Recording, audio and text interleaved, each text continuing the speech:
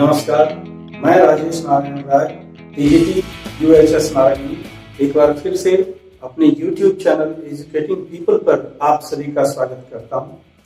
आज हम 12वीं कक्षा के उद्यमिता विषय से उपक्रम की स्थापना नामक चैप्टर के अगले भाग को पढ़ेंगे। आगे बढ़ने से पहले मैं आपसे यह रिक्वेस्ट करूंगा कि आप कृपया मेरे चैनल को सब्सक्राइब कर लें। वीडियो अच्छा लगे तो इसे लाइक जरूर करें और पूरा जरूर देखें। पिछले 2 भागों में हमने देखा कि एक उद्यमी को अपना नया उपक्रम शुरू करने के पहले बहुत सारे कार्य करने पड़ते हैं, बहुत सारी समस्याओं का मूल्यांकन करना पड़ता है। इन सब कार्यों को पूरा कर लेने के पश्चात अब वह अपने व्यवसाय के लिए एक योजना का निर्माण करता है ताकि न्यूनतम साधनों के साथ अधिकतम कुशलता से कार्य करते हुए अधिकतम लाभ प्राप्त किया जा सके। यह अत्यंत ही आवश्यक होता है एक उपक्रमी के लिए कि वह एक सही सटीक योजना का निर्माण करे, क्योंकि योजना के बिना किया गया कोई भी कार्य कभी भी सफल नहीं होता है।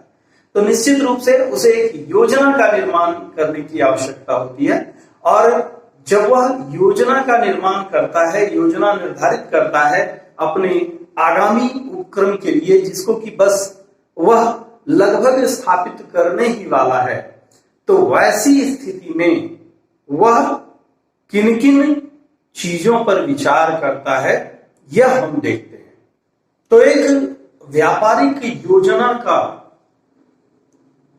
निर्माण करते हुए उसे उस योजना के विभिन्न अंगों पर विचार करना पड़ता है, जिसमें सबसे पहला है उत्पाद नियोजन, अर्थात प्लानिंग ऑफ द प्रोडक्ट। वह प्रोडक्ट जो उत्पाद वह बनाएगा, उस उत्पाद के बारे में उसे कुछ विचार करना पड़ता है, विचार करने की आवश्यकता होती है। क्या क्या विचार कर सकता है वह अपने उत्पाद को लेकर? तो वह यह देखता है कि जिस उत्पाद का निर्माण कर रहा है तो वह कितना टिकाऊ है, उसकी ड्यूरेबिलिटी क्या है, उसकी विश्वसनीयता क्या है, क्या क्रेडिबिलिटी है वह उसके डिजाइन पर विचार करता है कि उसका डिजाइन आकर्षक होना चाहिए, सुंदर होना चाहिए, ताकि लोग उसके डिजाइन के आधार पर भी उसको खरीदना चाहे।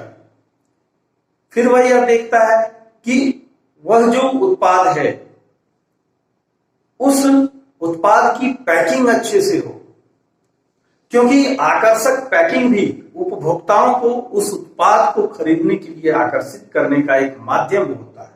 फिर वह उस वस्तु के लिए एक आकर्षक नाम, ब्रांड इत्यादि सोचता है, क्योंकि नाम भी आकर्षक होना है। आकर्षक अगर नाम होता है तो उससे काफी अधिक उपभोक्ता मिल सकते हैं, उपभोक्ताओं की संख्या बढ़ सकती है, और अंतिम रूप से यह देखता है कि उसका मूल्य उपयुक्त होना चाहिए, उसका मूल्य उचित होना चाहिए, क्योंकि उसे बाजार में प्रतिस्पर्धा करनी है उसी प्रकार के अन्य उत्पादों से। तो उसका मूल्य अगर उचित होगा तभी वह उत्पाद बाजार में लंबे समय तक टिकेगा। प्रतिस्पर्धा को देखना है, उसकी क्वालिटी को देखना है, उसकी किस्म को देखना है। तो इन सब बातों पर विचार करता है प्रोडक्ट प्लानिंग के तहत, उत्पाद नियोजन के तहत।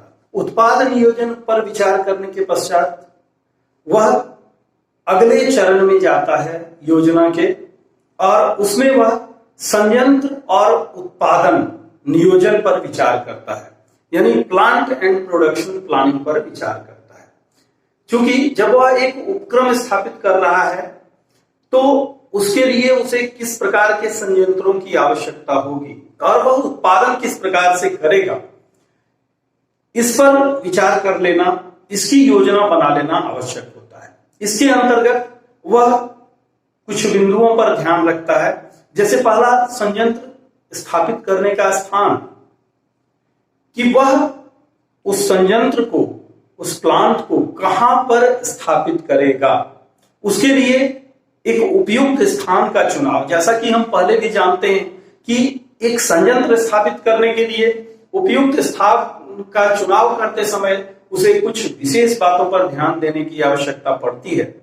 और ये बातें क्या है भली भांति जानते हैं, लेकिन फिर भी एक बार हम दोहरा लेते हैं। कच्चा माल उपलब्ध होना चाहिए आसानी के साथ, श्रम की उपलब्धता हो, बिजली की उपलब्धता हो, पानी की उपलब्धता हो और परिवहन की उपलब्धता हो। अर्थात जो भी आवश्यक हैं, जो भी आवश्यक कारक हैं, वो सारे कारक वहां पर उपलब्ध होने चाहिए, तभी जाकर उस स्थान को संयंत्र स्थापित करने के लिए एक बेहतर स्थान माना जाता है। तो इसके लिए बहुत सारे राज्यों में सरकार के द्वारा भी काफी सुविधा दी जाती है उपक्रमियों को, उद्यमियों को, तो वैसे स्थान का चुनाव कर लिया जाता है। दूसरा फिर होता है संयंत्र अभिन्यास, अर्थात प्लांट लेआउट।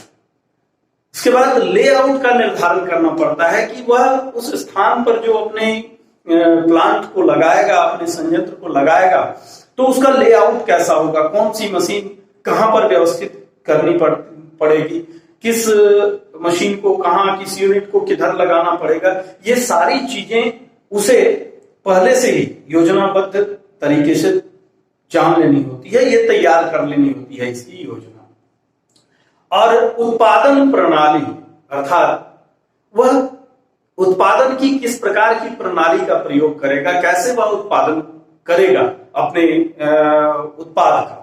क्योंकि उत्पादन प्रणाली जो है वह विभिन्न वस्तुओं की किस्म के आधार पर, उसके विभिन्न आयामों के आधार पर अलग अलग हो सकती है, तो वह उत्पादन प्रणाली का भी निर्धारण करता है। इसके बाद आता है कॉस्ट प्लानिंग, यानी कि लागत नियोजन। जब भी कोई उद्यमी किसी उपक्रम को स्थापित करता है तो वह उसमें क्या लागत आएगी, उसके लिए जो संयंत्र खरीदे जाएंगे उसमें क्या लागत आएगी, और उस वस्तु के निर्माण में जो कच्चा माल होगा उसकी क्या लागत होगी, जो मजदूर होंगे मजदूरी की क्या लागत होगी, जो अन्य सुविधाएं हैं उसकी क्या लागत होगी, जो प्रत्यक्ष खर्चे हैं वो सारा जोड़कर वह एक अनुमानित लागत तैयार करता है। और इसके पश्चात वह यह देखता है कि वह वस्तु जो है, उस वस्तु का उत्पादन किस प्रकार उत्पादन लागत को कम करते हुए किया जा सकता है। यानी कि सबसे पहले तो एक मोटा अनुमान लगाया जाता है कि उत्पादन का खर्च कितना होगा। इसके बाद उसमें समायोजन किया जाता है कि किस तरह से लागत खर्च को कम किया जाए। और उसके पश्चात जब एक अनुमानित लागत खर्च तैयार हो जाता है सारी समायोजनाओं के पश्चात, तो उसके आधार पर अपने उत्पाद का मूल्य निर्धारण करना भी उस उद्यमी के लिए काफी आसान हो जाता है। इसके पश्चात एक उद्यमी को वित्तीय नियोजन अर्थात फाइनेंशियल प्लानिंग करने की आवश्यकता होती है, क्योंकि किसी भी उपक्रम की सफलता पूंजी के कुशल प्रबंध पर ही निर्भर करती है। तो वित्तीय नियोजन के अंतर्गत एक उपक्रमी को 3 बातों पर विचार करना पड़ता है, जिसमें से सबसे पहला है पूंजी की उपलब्धता।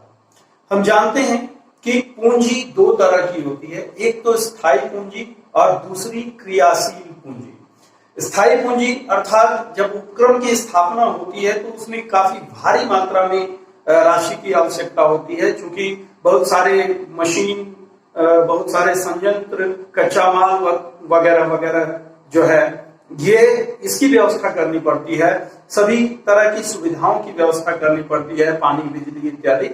तो ये स्थायी पूंजी अर्थात वह पूंजी जिसे किसी उपक्रम के मूलभूत स्थापना में लगाया जाता है। दूसरी होती है क्रियाशील पूंजी अर्थात वर्किंग कैपिटल जिसको कहते हैं हम, जो किसी भी उपक्रम में दिन प्रतिदिन के खर्चों के लिए जो पूंजी की आवश्यकता होती है, जैसे मजदूरी देना, वेतन देना, और दूसरी जो सुविधाओं में जो खर्च होते हैं, दूसरी चीजों में जो खर्च होते हैं, जो प्रबंधकीय खर्च हैं, जो प्रशासकीय खर्च हैं, उन सभी के लिए पूंजी की आवश्यकता होती है, जो क्रियाशील पूंजी होती है।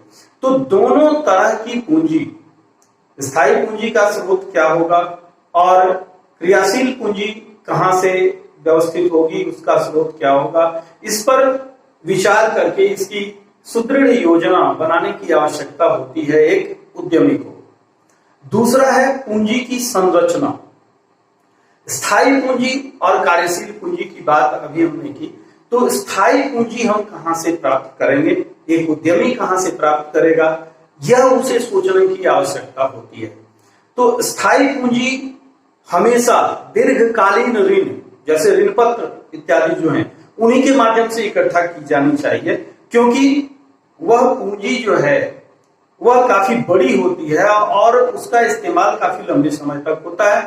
तो उसके लिए दीर्घकालीन ऋण जो होते हैं, इसी की आवश्यकता होती है। यहां पर यह भी ध्यान रखने की आवश्यकता होती है कि जितनी पूंजी की आवश्यकता है, हमें अपने लाभदायकता को देखते हुए उतनी ही पूंजी की व्यवस्था हम करें। अन्यथा अगर हम आवश्यकता से अधिक पूंजी इकट्ठी कर लेते हैं तो वहां पर पूंजी का वहां पर आपके उपक्रम का अति पूंजीकरण हो जाता है, जो कि एक उचित अवस्था नहीं है, क्योंकि इससे आप अपने निवेशकों को उचित लाभ नहीं दे पाएंगे और जो अतिरिक्त पूंजी होगी वह आपके लिए उत्पादक नहीं होगी। तो निश्चित रूप से आप भी उपयुक्त लाभ, उचित लाभ आप नहीं कमा पाएंगे। हमेशा यह ध्यान रखना चाहिए कि ऋण और स्वामित्व पूंजी का अनुपात 2:1 होना चाहिए। साथ ही साथ पूंजी योजना में पर्याप्त लोच होनी चाहिए ताकि आवश्यकता अनुसार उसे एडजस्ट किया जा सके। संक्षेप में अगर कहा जाए तो वित्तीय नियोजन के 2 क्षेत्र हैं। एक है तरलता के लिए नियोजन, मतलब प्लानिंग फॉर लिक्विडिटी। यहां पर यह व्यवसाय की तरलता और ऋण शोधन क्षमता पर निर्भर करता है। यह व्यवसाय के उपक्रम के रोकड़ प्रवाह पर निर्भर करता है कि इसके अंतर्गत यह योजना बनाई जाती है कि प्रतिदिन के खर्चों के लिए रकम, राशि, कैश कहां से आएगा और उसका किन किन क्षेत्रों में उपयोग किया जाएगा। जबकि दूसरा वित्तीय नियोजन का क्षेत्र है लाभ के लिए नियोजन, प्लानिंग फॉर प्रॉफिट। यह दीर्घकालीन नियोजन होता है। इसमें यह देखा जाता है कि व्यवसाय को, उपक्रम को कहां से लाभ प्राप्त हो सकेगा और कैसे, उसके लिए हमें एक अच्छी प्लानिंग करने की आवश्यकता होगी। 5वां तत्व है संगठनात्मक नियोजन अर्थात ऑर्गेनाइजेशनल प्लानिंग। इसके अंतर्गत सबसे पहले एक उद्यमी अपने उपक्रम में जो संगठन होगा कर्मचारियों का, उसकी एक हायरार्की तैयार करता है, उसका एक स्वरूप तैयार करता है कि कौन से अधिकारी होंगे सबसे ऊपर, उसके नीचे कौन से अधिकारी काम करेंगे, उसके नीचे कौन से कर्मचारी काम करेंगे। इस प्रकार से एक सारा ढांचा पहले वह तैयार कर लेता है। इसके पश्चात वह यह देखता है कि हमारे किस कर्मचारी का, किस अधिकारी का वेतन कितना होगा। इन सबका की प्लानिंग जो है वह पहले ही कर लेता है एक उपक्रम को स्थापित करने के पहले। यह भी एक योजना निर्माण का एक महत्वपूर्ण भाग है। और फिर अंतिम और छठा है विपणन नियोजन। एक उद्यमी जब अपना उपक्रम आरंभ कर देगा, जब उत्पादन आरंभ हो जाएगा, तो फिर उसका विपणन अर्थात मार्केटिंग के लिए उसे प्लानिंग करने की आवश्यकता पड़ती है। तो वह प्लानिंग भी उपक्रम को स्थापित करने से पहले ही कर लेनी पड़ती है। और विपणन नियोजन के संदर्भ में एक उपक्रमी जो है वह 3 निर्णय लेता है। सबसे पहला भौतिक वितरण, अर्थात उस वस्तु को किस प्रकार से बाजार में उतारा जाएगा, किन किन विक्रेताओं के पास उसे भेजा जाएगा, और उसके लिए एक थोक विक्रेता कौन होंगे, फिर कैसे उसका मतलब वितरण किया जाएगा उस वस्तु का बाजार में, ताकि वह अधिक से अधिक उसकी बिक्री हो सके, इसका नियोजन किया जाता है। दूसरा है मूल्य। पहले भी हम चर्चा कर चुके हैं कि उस उत्पाद का मूल्य इस प्रकार होना चाहिए कि वह उस बाजार की प्रतिस्पर्धा में लंबे समय तक बना रहे। उसका मूल्य न तो बहुत अधिक कम होना चाहिए, न तो बहुत अधिक होना चाहिए, क्योंकि अगर बहुत कम होगा तो फिर लाभ की संभावना काफी कम हो जाएगी, और अधिक होगा तो फिर उस उत्पाद के बाजार में लंबे समय तक टिके रहने की संभावना काफी कम हो जाए। और इसके बाद तीसरा है विक्रय संवर्धन। बाजार में एक नया उत्पाद उतारने के पश्चात वह तुरंत गति पकड़ लेगा, ऐसी बात नहीं है। उसके लिए आपको विक्रय संवर्धन से संबंधित योजना तैयार करनी होगी। आपको उसके लिए, उसके प्रमोशन के लिए आपको विज्ञापन, मुफ्त वितरण जैसे सैंपल डिस्ट्रीब्यूशन, इस तरह के क्रियाकलाप आयोजित करने पड़ते हैं। तो इस प्रकार एक उपक्रमी इन सभी बातों का ध्यान रखते हुए अपने स्थापित किए जाने वाले to be produced, to be established जो उपक्रम है उसके लिए योजना तैयार कर लेता है, तभी वह उपक्रम की स्थापना कर सकता है।